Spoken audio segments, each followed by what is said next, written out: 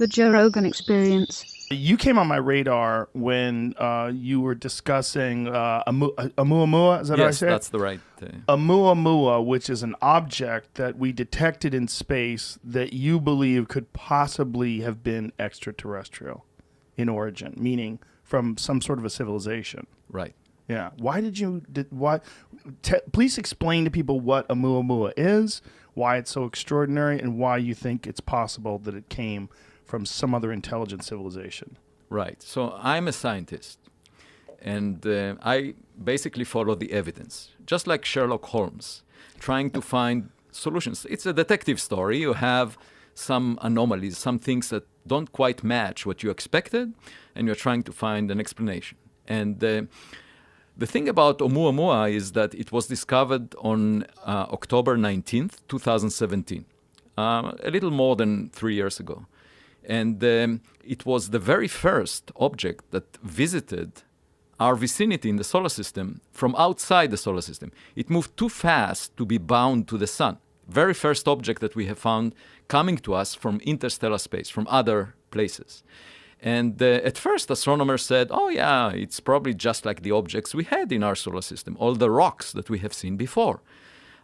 We've seen comets and asteroids. So a comet is a rock that is covered with ice, water ice. So when it gets close to the sun, the surface gets warmed up and the ice turns into vapor, gas. And you see this beautiful cometary tail behind it. That's what a comet is. An asteroid is just rock without much ice on it. Actually, the first person to explain what comets are was at Harvard, the university that I am affiliated with. And the story goes that, it was Fred Whipple, that he went to Harvard Square and saw all the slush during a winter day, and came up with the idea that it's just icy rock or icy rocks or, rocky ice. And that's what a comet is. And the comets come to us from the periphery of the solar system.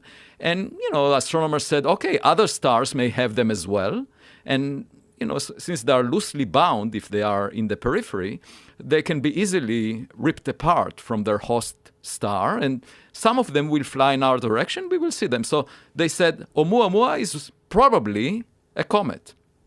The only problem is there wasn't any cometary tail. So you look for a duck, but it doesn't look like a duck, So then the question is, what is it? And so people said, okay, it's just a rock without any ice on it. Then the problem was that it exhibited an extra push away from the sun. And usually you get it from the rocket effect. That when you make the cometary tail, it pushes the object in the opposite direction, just like a jet plane. A jet plane works by throwing gas out, and that's pushing you forward. So a comet has an extra push when it evaporates. But there was no cometary tail, so why did it show an extra push? That was the key question in my mind, at which point I started thinking, maybe it's not a comet and not an asteroid, something else, And the other strange thing about it, it changes its brightness by a factor of 10 or more. And the brightness of the object, the light that we see, is simply reflected sunlight. So just think about it. Think about a piece of paper, razor-thin piece of paper, tumbling in the wind, and changing the area that we can see, the projected area of that piece of paper, by a factor of 10 as we look at it. That's exactly what we inferred from this object spinning around every 8 hours, but changing its brightness by a factor of 10, meaning that the area projected on the sky that we see, that reflects sunlight, changed by a factor of 10. So that means it has an extreme geometry. Most likely flat, if you try to interpret the light that it reflected over as it was tumbling around. And so a flat object, about the size of a football field, that has an extra push. If it were a comet, it needed to lose about 1/10 of its weight. So a lot of evaporation. You can't just say, oh, it's a little bit of evaporation, and therefore that's why we don't see it. it should have lost a tenth of its weight. If we go on a diet and lose a tenth of our weight, that's a big chunk of mass, right? So this object didn't lose that because we didn't see it. And the Spitzer Space Telescope looked very deeply behind it to see if there are any traces of dust or gas. Didn't see anything. So then, just like Sherlock Holmes, I was trying to think together with a postdoc of mine, Shmuel Bialy, what could explain it? And the only thing that came to mind is reflecting sunlight. So the object itself is being pushed by the sunlight reflecting off its surface. And that would agree with everything we know about the object, but in order for it to work, the object needs to be very thin, like a sail, the sail on a boat. So a sail is pushed by a wind, but you can also push an object, a thin object, by light, and that is called the light sail. And we're actually using this technology now, developing it for space exploration. The big advantage is you don't need to carry the fuel with the spacecraft. You just reflect light off it, and it's being pushed. There was a science fiction movie that did something like that. I think it was called Sunlight. Quite possibly. I should mention an anecdote. In September, just a few months ago, in September 2020, there was another object that showed an extra push, no cometary tail. And then astronomers gave it a name 2020 SO, okay, September 2020. And then they extrapolated back in time and found that it came from Earth, actually.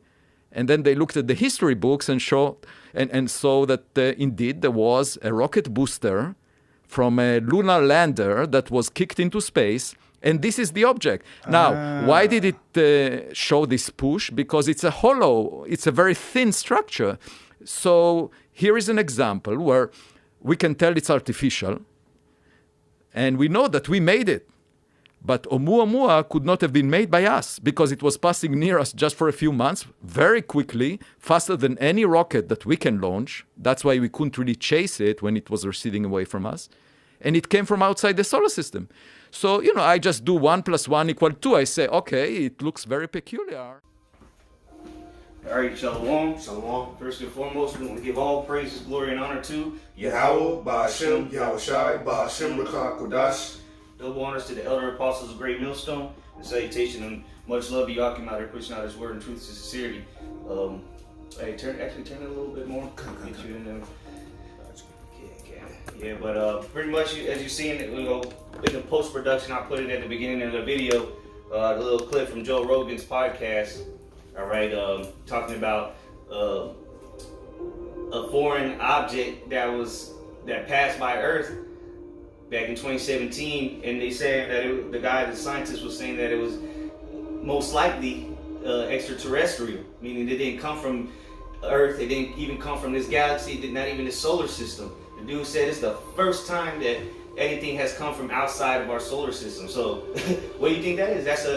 Whether it was Yahawashi himself or Chariots, this is what's coming. All right, the fleet of Chariots are coming. All right, ultimately a fathership. All right, that's how Yahawashi is going to return. So we'll start off in Acts chapter 1 and read and see what happened when the Lord left. So this is Acts chapter 1, and I'll start at 6. Yeah, I'll start at 6. It says, when they therefore were come together, they asked of him, saying, Lord, wilt thou at this time restore again the kingdom of Israel? Right? Because that's what ultimately Yahawashi is coming back to do. And he's coming back on so-called UFOs, the chariots. All right, you can call them whatever you want, extraterrestrial, this and that. Look, we know what they are. Those are the vehicles of the Lord. Okay, the chariots. It says, and he said unto them, it is not for you to know the time or the season which the Father hath put in his own power, but ye shall receive power after that the Holy Ghost or the Holy Spirit is come upon you. And ye shall be witnesses unto me both in Jerusalem and in all Judea and in Samaria and unto the uttermost part of the earth. Right. So this is how we know we're at the end, because this has already been fulfilled. Okay. This is happening right before your eyes. Okay. Let me put it in do not disturb mode real quick. Go ahead. Let me back you up, which is beautiful what you said. You shall be a witness unto in the end. right? And that's heavy because those witnesses are here. The two witnesses is here. The northern kingdom and the southern kingdom is here. And that's more proof that you know that the Lord, Yahawashi is getting ready to return, because the witnesses is here. Yep. You know? Well, I don't know why they wouldn't let me do it, but anyway. Going on is Acts 1 and 9. And when he had spoken these things, while they beheld, he was taken up, and the cloud received him out of their sight. All right, so a cloud, the scriptures refer to the chariots, or the so-called UFOs, as clouds. All right, pillars of fire. All right, That's birds flying. it's bird fly. Yeah, we're gonna get that too. You know, so that's how the Lord's coming back, as clouds, in clouds. And that's the best way they could describe it at the time, because they didn't have airplanes. You know, they didn't have helicopters. They didn't have nothing that could fly at that time. So what could the only thing they could describe it as, a cloud or like birds flying? You know, referring to the formations and stuff. But verse 10, it says, and while they looked steadfastly toward heaven as he went up, you know, they show these movies where people get abducted, alien abductions or whatever. The tractor beam comes down and beams them up. Well, that's how the Lord left, and that's how Lord's will we gonna leave America, okay? And while they looked steadfastly toward heaven as he went up, behold, two men stood by in white apparel, which were two angels, which also said, Ye men of Galilee, why stand ye gazing up into heaven? This same Yahawashi, which is taken up from you into heaven, right? Because that's what they say. And matter of fact, in that clip, the Joe Rogan clip, he actually called Joe Rogan. He was like, "Oh yeah, when you're trying to study the heavens." So where the heavens at? First and foremost, the immediate heavens is right there, the atmosphere where the birds fly. You know, where the chariots are going to be at, where Yahawashi is going to be at. All right, and then you got the space, the other heaven. Okay. Which is taken up from you into heaven, shall so come in like manner as ye have seen him go into heaven. So the same way he left is the same way he gonna make his return. Okay, get a Revelation 1. Okay, because that's how the Lord's gonna return, man. Whether you believe it or not, that's how he left. Okay, because how else can you explain that? A cloud took him up. Come on, man. That's what people ignorantly call UFOs, man. But here it is, people that claim to be Christians and read the Bible. You tell them something like that, they're gonna look at you like you got 18 heads. But wait a minute, I thought you believe in the scriptures. It's in the scriptures. And we're going to bring out multiple scriptures to prove it. Go ahead. That's right, bro. Revelations chapter 1 and verse 7.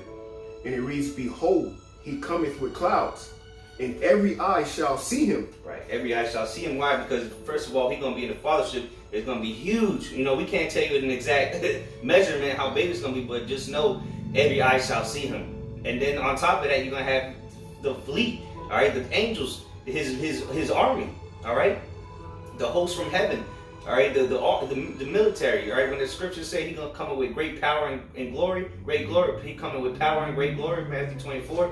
That's talking about his army, all right. The word power there, I believe, goes into the word host, all right. So that's how the Lord's gonna return, man. And every eye shall see him. A good example is watch the Independence Day, how it was the one big ass ship, and then he had all the other little ships, you know. But go ahead up. Con. And it reads, Behold, he cometh with clouds, and every eye shall see him, and they also which pierced him, and all kindreds of the earth shall wail because of him. Even so, Amen. You speak on it, though. Yeah, con. It says, Behold, he cometh with clouds, and like the brother was bringing out in the movie Independence Day. All right, even Ezra couldn't measure. All right, the fathership, man. Yeah. So how much more in real life time where you actually see the fathership coming in, blocking out the sun, man? That's why I say that's why it says people's hearts fell in them from fear. That's gonna be a scary sight, but it's gonna be a rejoicing sight for us. Because when we see the sky full of chariots, guess what? We know we out of here, man. So we gonna rejoice while people are, oh my God, it's an alien invasion, call the police. You know, that's what people do now. They see chariots and they bug out, and all they're seeing is lights in the sky. What happens when the chariots come down, where you can see the texture and the material that they're made out of? But that's what's gonna freak people out. But as for us, all right, for the house of David, Lord, will be part of that. We gonna be rejoicing. We gonna be, man. If you were around us in that time, people gonna be like, what the hell is wrong with these guys? They don't see what's happening? Yeah, we see what's happening, and we're rejoicing. We told you this was gonna happen. What you mean? We gonna be Kala, you know, tears of joy. You know. Real quick for you, bro. St. Luke 21 and 27.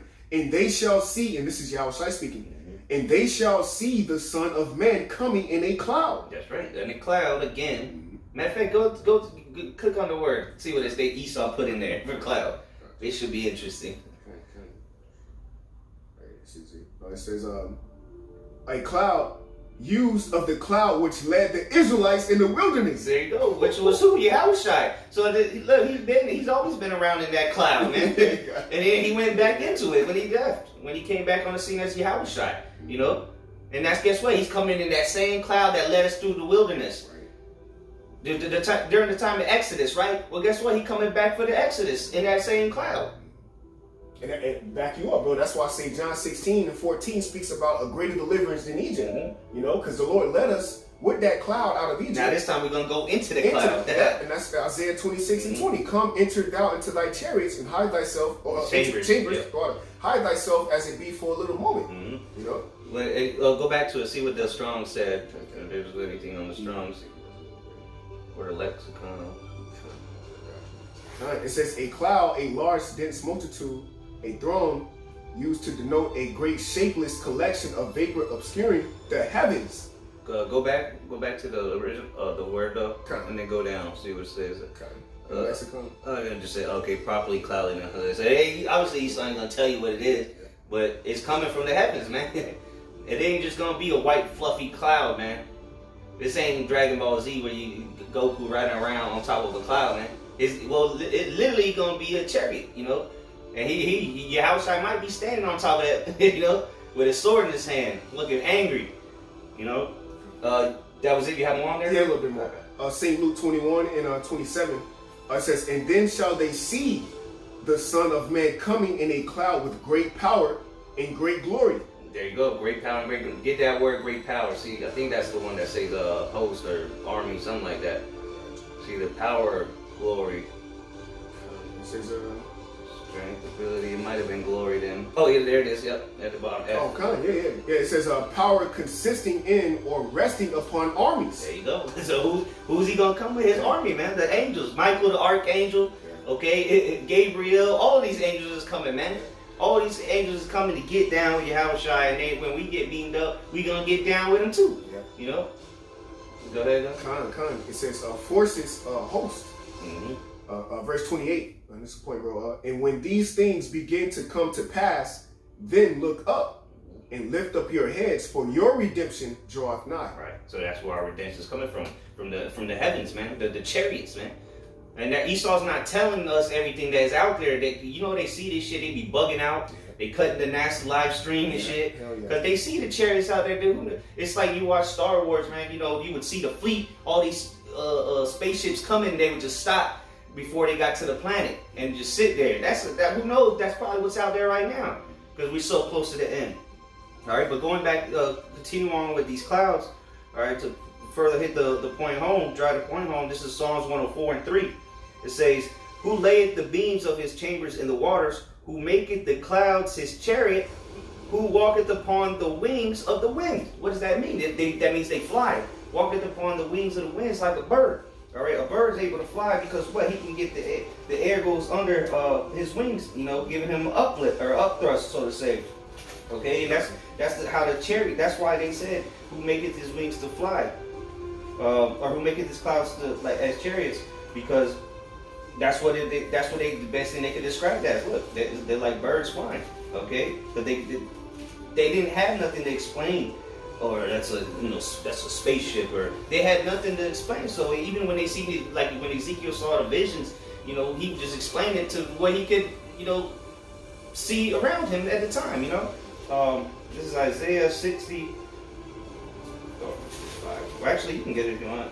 Isaiah 60:8. Isaiah. Go ahead.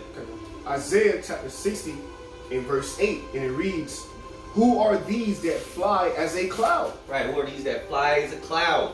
Clouds fly, right? They're going through the sky, moving around. Go ahead. And as the doves to their windows. Right. You see doves flying around. Who are these? These are the chariots of the Lord. This is the Lord's you know, so really he don't need a chariot, but he's a Jake. He's the Jacob Jakes. He's gonna come stunting. Yeah. His chariot's gonna be bad, man. And who knows what it's gonna look like? But you know, hey, that's and it's like that the because they called it extraterrestrial, right? Well, that's what it is, because the extraterrestrial bodies is gonna be the one that control it. Because get that Ezra where Ezra saw it, because it tells you that he didn't have to even lift a finger, and he didn't. It's just moving what he thinks. You know, that's how through the spirit the chariots are controlled through the captain of the ship. You know, and he ain't gotta steer the wheel. You know, fight against the water. You know, like on a boat, you gotta fight against the waves, or on a plane, the turbulent. Nah, man, you just slicing through the air like butter, man. Yeah, go ahead. I got you. 2 Ezra 13 and verse 9. And it reads, and lo, hey, so I can start it? Yeah, you start it. 2 Ezra 13 and verse 8. And after this I beheld, and lo, all they which were gathered together to subdue him. Right, because they're gonna like, again, we always refer to that movie Independence Day. The nations are gonna come together in the midst of World War III, all right, and try to fight the Lord, but the Lord's gonna put it on their spirit to shoot the missiles anyway. So even though they're gonna kill each other or shoot missiles, they're gonna still try to band together to fight the Lord, man. And it's gonna be a landslide victory for the Lord. Go ahead. We're sore afraid. Right, they're gonna be again, like we said earlier. Men's hearts failing them for fear. The military men ain't gonna die from fear though, because they gonna fight. The Lord gonna make them fight. Go ahead.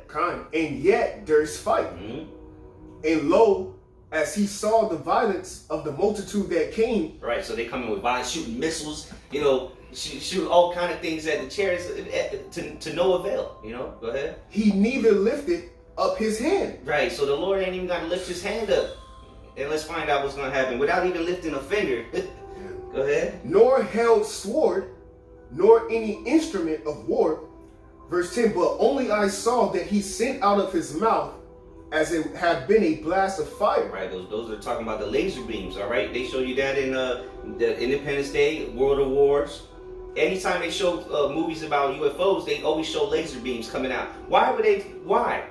Where is that written in comic book? Where does that basis come from where the chariots or UFOs had to have laser beams? Like, what inspired these people to make movies about chariot with laser beams? It's in the scriptures. Throughout the scriptures, okay? Go ahead. And out of his lips a flaming breath. Right, go ahead. And out of his tongue he cast out sparks and tempests. Mm-hmm. And they were all mixed together, See, all of the tempest, the sparks, the fire, all right? All that is mixed together. Go ahead. And they were all mixed together, the blast of fire, the flaming breath, and the great tempest, and fell with violence upon the multitude. That's right. So it's the laser beam gonna fall with violence upon the multitude, man. It's gonna be zapping shit to obliteration, man. Like, it's just gonna be instantly gone like that, and it's gonna tell you what's gonna be left after you get zapped. Go ahead. Which was prepared to fight, and burnt them up every one, so that upon a sudden of an innumerable multitude. There's a innumerable multitude, all these militaries that are going to come up against the Lord. In a sudden, this is going to happen. Go ahead. Nothing was to be perceived, but only dust and smell of smoke. So he's going to be, when the Lord said he's going to beat them to powder or dust, that's literal. With those laser beams, and all you're going to be able to perceive is the dust or ashes, and then the smell of smoke. When something burns, it gives off an aroma. And when all this is burning, America's burning, that's all you're going to smell. Throughout the four corners of the earth, man.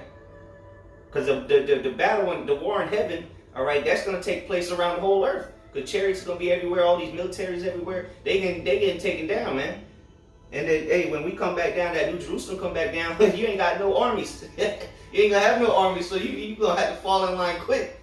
You know? Go ahead. Hey, real quick, back here, that's why Scripture say they neither learn war anymore, roughly paraphrasing, man. So that's how you know that those hypocrites aren't the real Hebrew Israelites. 1948ers. Right, because there's still war taking place as we speak, man. In the land, in the Holy Land. That's right. It says, when I saw this, I was afraid. Go to where he says about the mountain. That look like an engraved mountain. Oh, come. Yeah, it's up a little bit. Yeah, it's up. Come.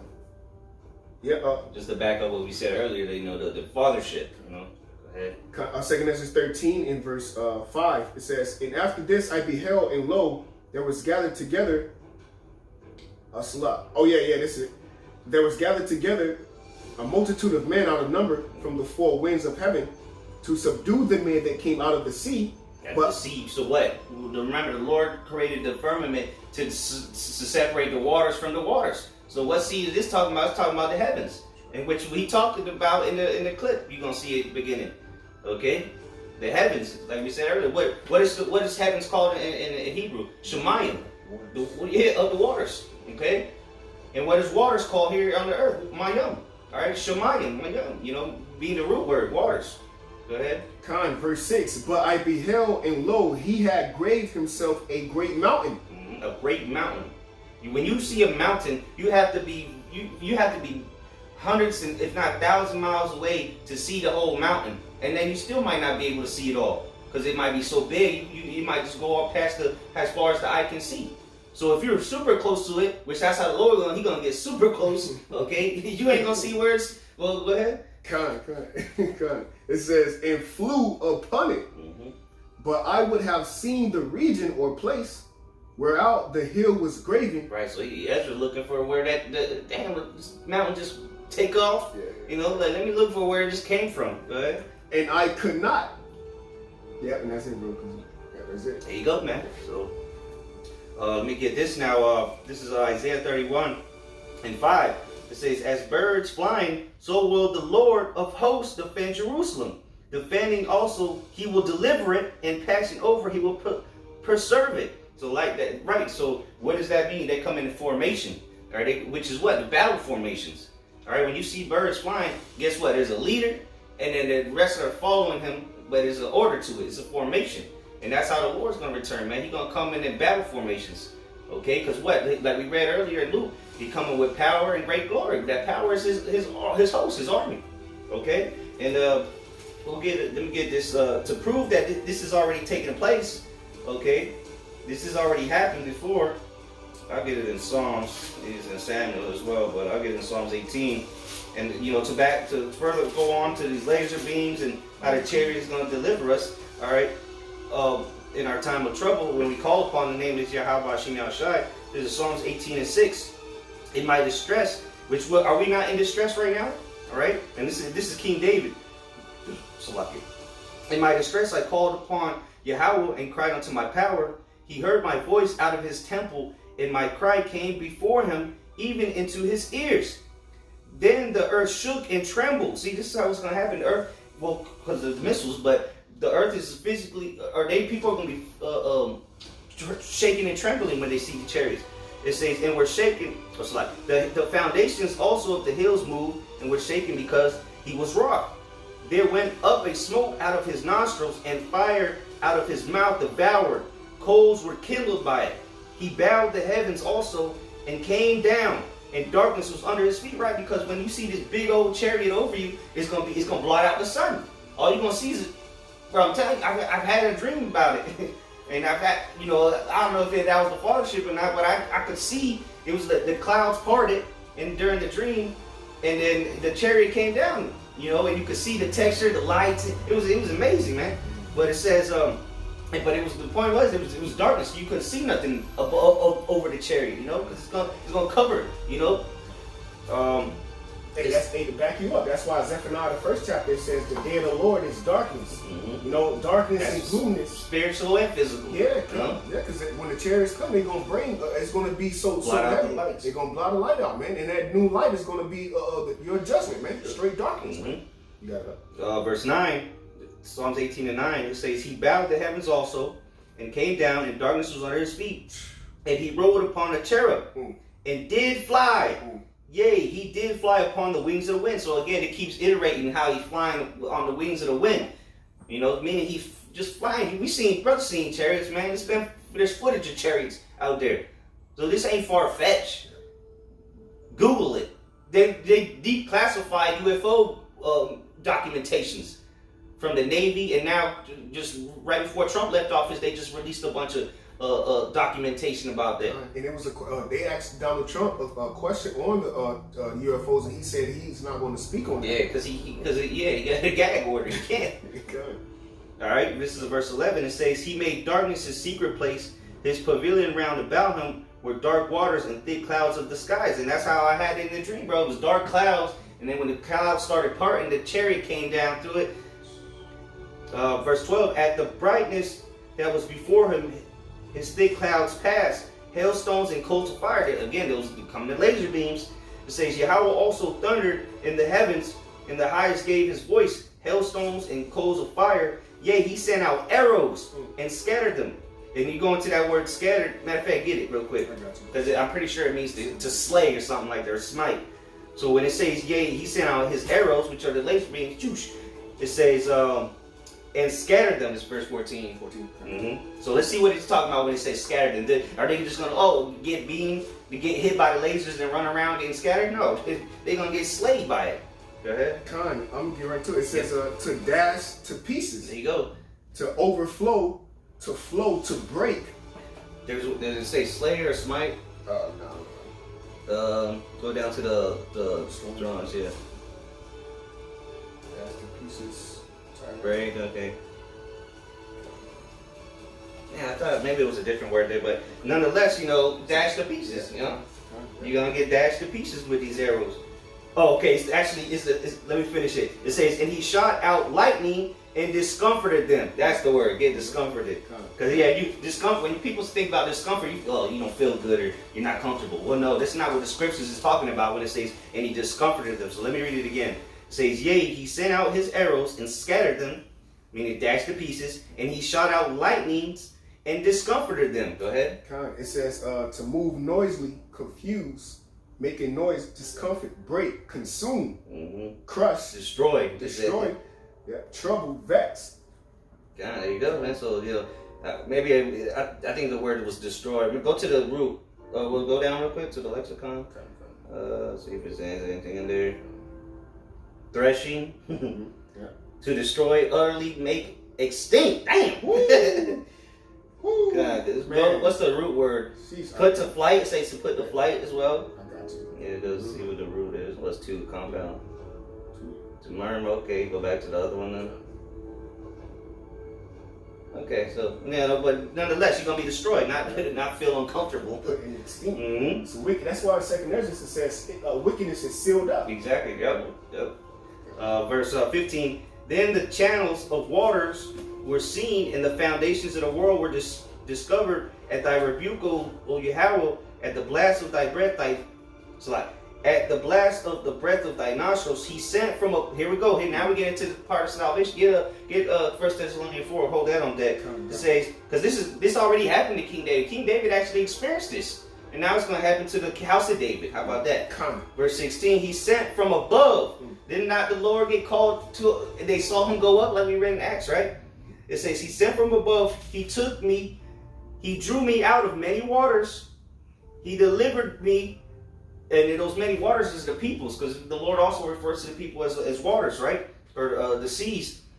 Like Israel is as the sands of the sea. But there's a scripture that I can't think of it off the top of my head right now. But nonetheless, there's a couple scriptures that the Lord refers to the people as waters. That's even in Revelations. It says seas. It speaks about the people. The seas. That's what. The horror is over the people at sea. Roughly. That's right. Yeah. That's what I was thinking of.